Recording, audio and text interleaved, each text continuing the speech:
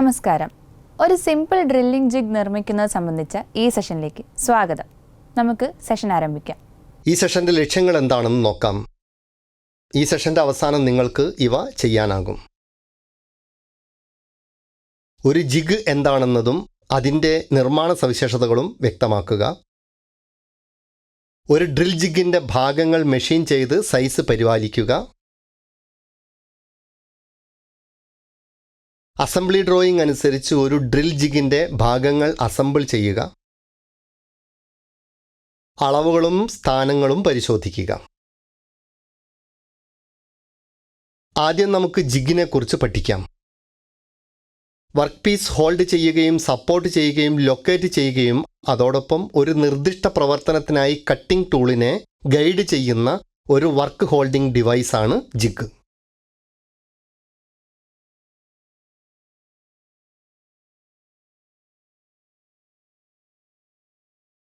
ഒരു ഹോളോ നിരവധി ഹോളുകളോ സമാനമായ നിരവധി ഭാഗങ്ങളിൽ ഡ്രിൽ ചെയ്യേണ്ടി വരുമ്പോൾ ഉപയോഗിക്കുന്ന ഒരു പ്രൊഡക്ഷൻ ടൂളാണ് ഡ്രിൽ ജിഗ്.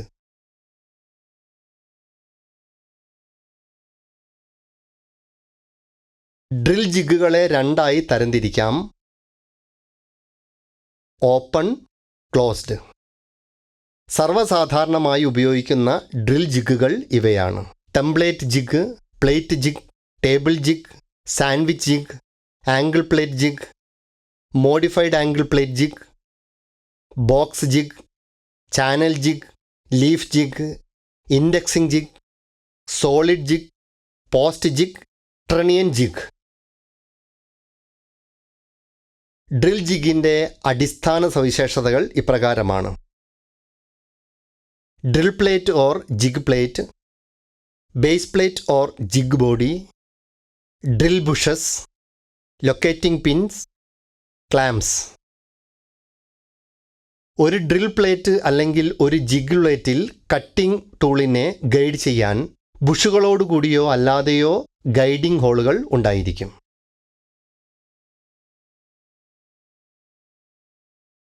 പീസ് പാർട്ടുകൾ മൗണ്ട് ചെയ്യുന്നതിനും പിന്നുകൾ ലൊക്കേറ്റ് ചെയ്യുന്നതിനും മറ്റും ബേസ് പ്ലേറ്റ് ശക്തമായ പിന്തുണ നൽകുന്നു. പ്ലേറ്റ് ആൻഡ് ക്ലാമ്പ് ടൈപ്പ് ജിഗുകൾ പോലുള്ള ചില ഡ്രിൽ ജിഗുകളിൽ ബേസ് പ്ലേറ്റ് ഉണ്ടാകില്ല.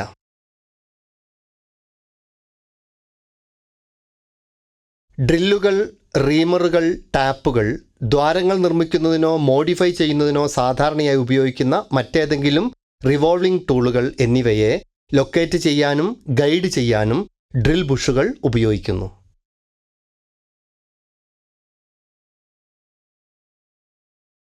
ജിഗൽ ആവശ്യമായ ആവർത്തനക്ഷമത ഉറപ്പാക്കാൻ ബുഷുകൾ ഹാർഡൻ ചെയ്യുകയും കൃത്യമായ സൈസിൽ ഗ്രൈൻഡ് ചെയ്യുകയും ചെയ്യുന്നു.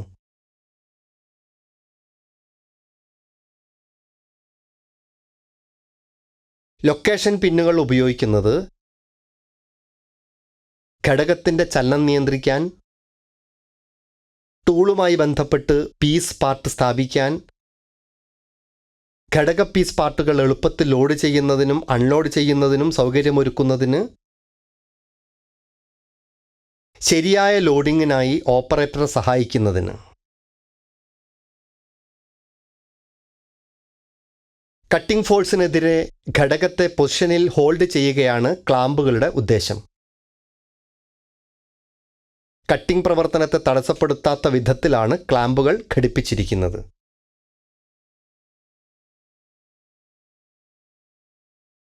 ഈ എക്സർസൈസിന് ആവശ്യമായ ഉപകരണങ്ങൾ ഇവയാണ്: steel rule, try square, hacksaw frame with blades, divider, vernier caliper, marking media, jenny caliper, different grades of files, lathe, single point cutting tools, scriber, drill bit, pillar drilling machine, reamer, die set, surface table, vernier height gauge, knurling tool, dot punch and centre punch, ball peen hammer, hand die with stock, anvil, tongs, sledgehammer, screw pitch gauge and matching nut. Task 1ൻ്റെ അതായത് drill plate നിർമ്മാണ നടപടിക്രമം നമുക്ക് പഠിക്കാം. Steel rule ഉപയോഗിച്ച് part 1ൻ്റെ അസംസ്കൃത വസ്തുക്കളുടെ സൈസ് പരിശോധിക്കുക. പാർട്ട് 1 ഫയൽ ചെയ്ത് ഒരു ട്രൈ സ്ക്വയർ ഉപയോഗിച്ച് സമാന്തരതയും ലംബതയും ഉറപ്പാക്കുക. പാർട്ട് 1ൽ മാർക്കിംഗ് മീഡിയ അപ്ലൈ ചെയ്യുക. ജെന്നി കാലിപ്പർ ഉപയോഗിച്ച് പാർട്ട് 1 ഡ്രോയിങ് അനുസരിച്ച് 105 mm into 58 mm into 14 mm അടയാളപ്പെടുത്തുക. പാർട്ട് 1 വിറ്റ്നസ് മാർക്ക് ചെയ്യുക.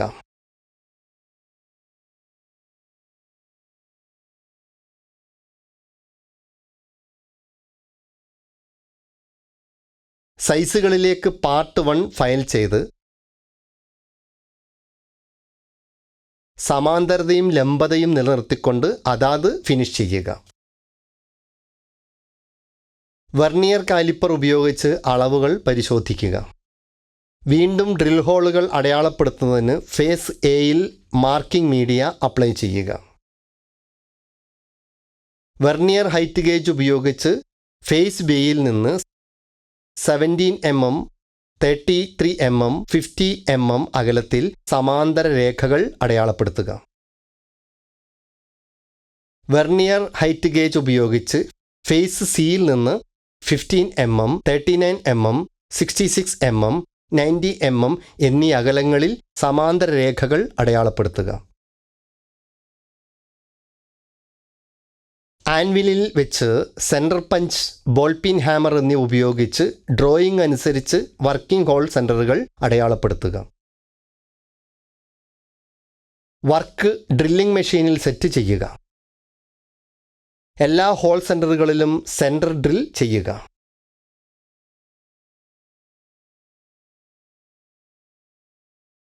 റീമിങ്ങിനായി 5.8 mm വ്യാസമുള്ള 2 ദ്വാരങ്ങൾ ഡ്രിൽ ചെയ്യുക. ഹുക്ക് ബോൾട്ട് ഇടുന്നതിന് 8.5 mm വ്യാസമുള്ള 2 ദ്വാരങ്ങൾ ഘട്ടങ്ങളായി ഡ്രിൽ ചെയ്യുക.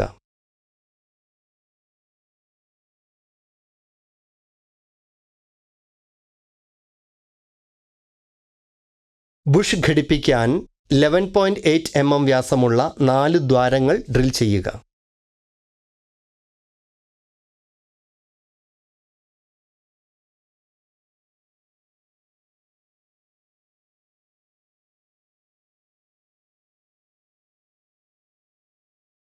ഡ്രില്ലിങ്ങിന് ശേഷം ബറുകൾ നീക്കം ചെയ്യുക. 6 mm റീമർ ഉപയോഗിച്ച് 5.8 mm വ്യാസമുള്ള തുളകൾ റീം ചെയ്യുക.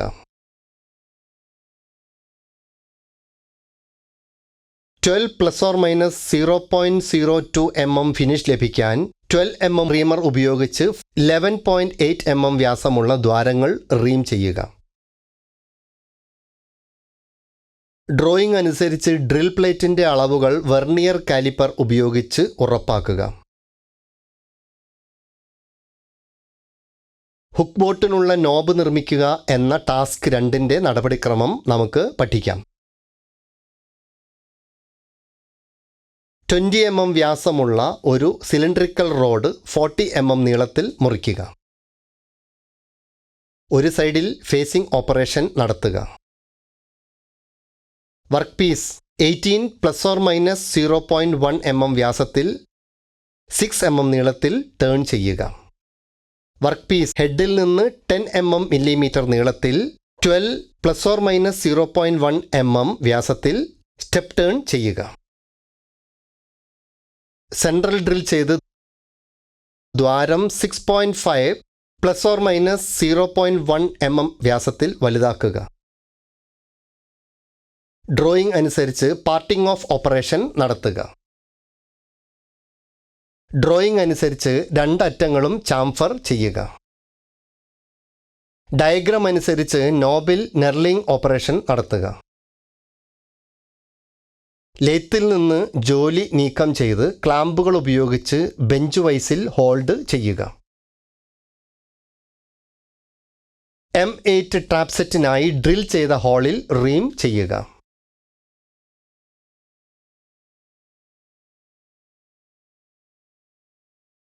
M8 × 1.25 mm സെറ്റ് ഉപയോഗിച്ച് റീം ചെയ്ത ദ്വാരത്തിൽ ആന്തരിക ത്രെഡുകൾ കട്ട് ചെയ്യുക. വെർനിയർ കാലിപ്പർ ഉപയോഗിച്ച് നോബുകളുടെ അളവുകൾ ഡ്രോയിംഗ് അനുസരിച്ചാണെന്ന് ഉറപ്പാക്കുക. മറ്റ് നോബിനും മുകളിൽ പറഞ്ഞ നടപടിക്രമം ആവർത്തിക്കുക.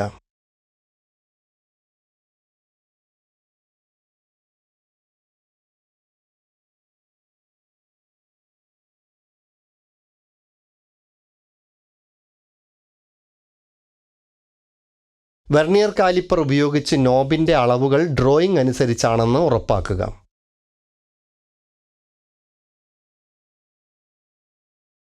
ഡ്രിൽ ജിഗ് ബുഷ് നിർമ്മാണം എന്ന ടാസ്ക് 3ന്റെ നടപടിക്രമം നമുക്ക് പഠിക്കാം. 25 mm വ്യാസമുള്ള റോ മെറ്റീരിയൽ 40 mm നീളത്തിൽ മുറിക്കുക. വർക്ക് പീസിൻ്റെ ഒരറ്റത്ത് ഫേസിംഗ് ഓപ്പറേഷൻ നടത്തുക. ഒരു ലേത്തിൽ 20 mm വ്യാസത്തിലേക്ക് വർക്ക് പീസ് ടേൺ ചെയ്യുക. ഡ്രോയിംഗ് അനുസരിച്ച് 12 mm വ്യാസത്തിൽ 15 mm നീളത്തിലേക്ക് സ്റ്റെപ്പ് ടേൺ ചെയ്യുക. ഡ്രോയിംഗ് അനുസരിച്ച് പാർട്ടിംഗ് ഓഫ് ഓപ്പറേഷൻ നടത്തുക. ഡ്രോയിംഗ് അനുസരിച്ച് രണ്ടറ്റങ്ങളും ചാംഫർ ചെയ്യുക. ഫേസ്ഡ് സൈഡിൽ സെൻട്രൽ ഡ്രിൽ ചെയ്ത് മുഴുവൻ നീളത്തിലും 5.8 mm വ്യാസത്തിൽ ഒരു ദ്വാരം ഡ്രിൽ ചെയ്യുക. 6 mm ഒരു റീമർ ഉപയോഗിച്ച് ദ്വാരം റീം ചെയ്യുക. 3 ബുഷുകൾ ലഭിക്കുന്നതിന് മുമ്പത്തെ നടപടിക്രമം ആവർത്തിക്കുക. ഡ്രോയിംഗ് അനുസരിച്ച് ഡയാമീറ്റർ ലൈനിൽ നിന്ന് 8 mm ബുഷ് ഫയൽ ചെയ്യുക. വെർനിയർ കാലിപ്പർ ഉപയോഗിച്ച് ഡ്രോയിംഗ് അനുസരിച്ചാണ് ബുഷിൻ്റെ അളവുകൾ എന്ന് ഉറപ്പാക്കുക.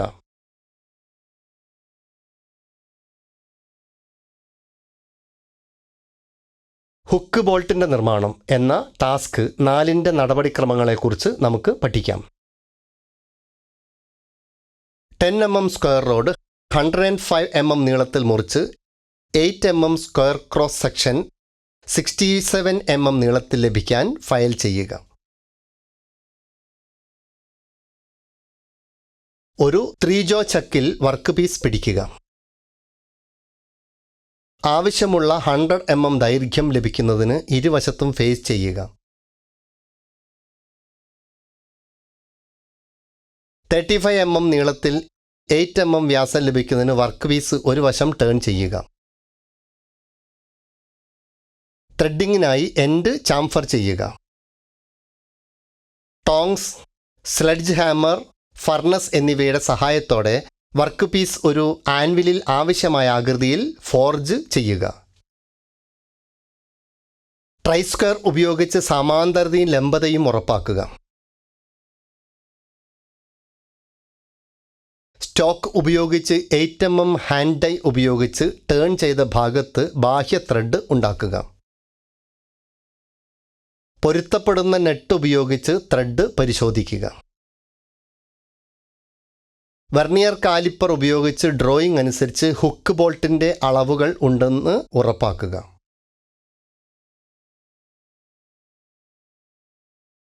ഡ്രിൽ ജിഗ് അസംബ്ലിയുടെ നടപടിക്രമം നമുക്ക് ഇപ്പോൾ പഠിക്കാം. എല്ലാ പാർട്ടുകളും വൃത്തിയാക്കുക.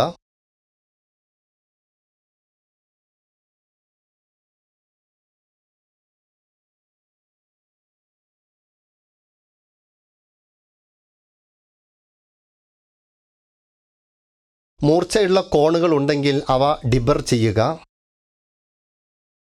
ഡ്രിൽ പ്ലേറ്റിൻ്റെ 12 mm വ്യാസമുള്ള 4 ദ്വാരങ്ങളിൽ ഡ്രിൽ ജിഗ് ബുഷ് പിടിപ്പിക്കുക. ഡ്രിൽ പ്ലേറ്റിൽ 6 mm ഡ്രിൽ ചെയ്ത ദ്വാരത്തിൽ 6 mm × 16 mm ഡോവൽ പിൻ ഫിക്സ് ചെയ്യുക. 2 ഹുക്ക് ബോൾട്ടുകളും ഘടിപ്പിക്കുക. ഹുക്ക് ബോൾട്ടിൽ ത്രെഡ് ചെയ്ത നോബ് അസംബിൾ ചെയ്യുക.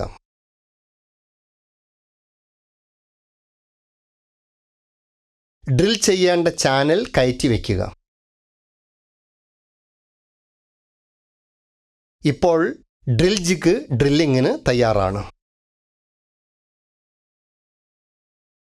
നമ്മൾ പഠിച്ചത് ഒരിക്കൽ കൂടി.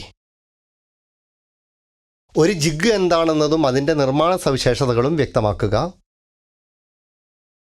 ഒരു ഡ്രിൽ ജിഗിൻ്റെ ഭാഗങ്ങൾ മെഷീൻ ചെയ്ത് സൈസ് പരിപാലിക്കുക. അസംബ്ലി ഡ്രോയിങ് അനുസരിച്ച് ഒരു ഡ്രിൽ ജിഗിൻ്റെ ഭാഗങ്ങൾ അസംബിൾ ചെയ്യുക. അളവുകളും സ്ഥാനങ്ങളും പരിശോധിക്കുക. സിമ്പിൾ ഡ്രില്ലിംഗ് ജിഗിനെ കുറിച്ച് ഇത്രയുമാണ് പറയാനുള്ളത്. എല്ലാ ആശയങ്ങളും എക്സസൈസുകളും നിങ്ങൾ മനസ്സിലാക്കിയിട്ടുണ്ടെന്ന് വിശ്വസിക്കുന്നു. അടുത്ത സെഷനിൽ വീണ്ടും കാണാം.